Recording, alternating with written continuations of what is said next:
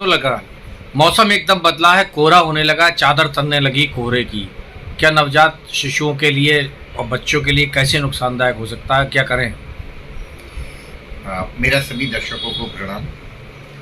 गंभीर जी, जैसा आपने पहला सवाल करा कि कोहरा होने लगा है, सर कोहरे को अंग्रेजी में फॉग कहते हैं, पर यह फॉग नहीं, स्मॉग है। स्मॉग दो शब्दों से मिलकर बना है, स्मोक और फॉग।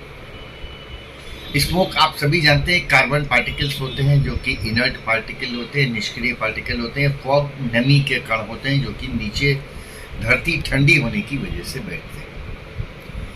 लेकिन बरेली के साथ दुर्भाग्य एक और है कि इस समय प्रदूषण जो निर्माण कार्य पूरे शहर में अनियंत्रित निर्माण जिनको कहूँगा, आप देखें तो केवल धूल ही धूल है, धुआं ही धुआं है और उस पर नमी के कण ये तीनों मिलकर कहर बरपा रहे हैं। आप जो भी सांस ले रहे हैं वो क्या है ये आप सोच भी नहीं सकते। इसके अतिरिक्त जब ये ऐसा वातावरण होता है जिसमें smoke, carbon particles, dust particles और नमी ये सब होते हैं, इनके ऊपर वायरस या बैक्टीरिया जो बैठ जाते हैं वो भी हवा में तैरते रहते हैं।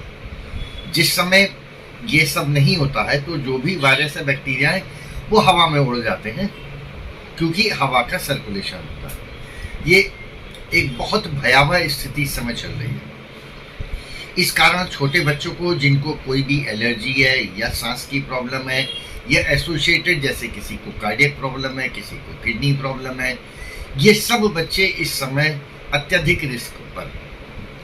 पिछले कुछ समय से हम देख रहे हैं ब्रोंकियोलाइटिस के बच्चे भी आ रहे हैं। ब्रोंकियोलाइटिस एक RSV वायरस से होने वाली बीमारी है जो बहुधा 1 वर्ष से नीचे वाले बच्चों में होती है। इनकी पसली उल्टी चलने लगती है और ये काफ़ी गंभीर हो जाते हैं और काफ़ी समस्याएं आती हैं इसके इलाज में। तो जो इस समय पैटर्न चल रहा है उसको देख कर लग रहा है कि आगामी दिसंबर जनवरी में हमको ब्रोंकियोलाइटिस के केस बहुत अधिक मिलेंगे। जो बच्चे दमा, अस्थमा या रिकरेंट वीजिंग जब सांस में एक सीटी की सी आवाज़ आती है उसको वीजिंग कहते हैं, ये सब बच्चे बहुत बढ़ रहे हैं।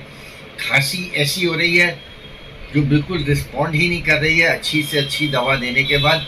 यद्यपि बहुत तरह की वैरायटी की दवाएं नहीं है, नाम भले ही बदल जाता है, तो समस्याएं तो श्वास जनित बीमारियों की अत्यधिक आ रही हैं।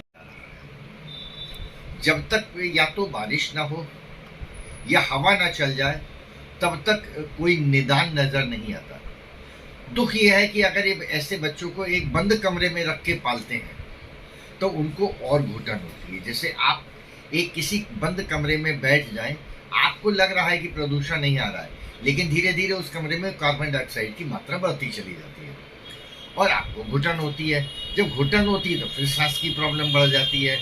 तो आप बाहर निकलें तब भी समस्या, अंदर बैठें तब भी समस्या। तो बीच का रास्ता कोई अपनाना होगा और केवल प्रभु से प्रार्थना करनी होगी 1 या 2 दिन हल्की सी बारिश यही कर दे, इस समस्या का निदान तभी संभव। Thank you.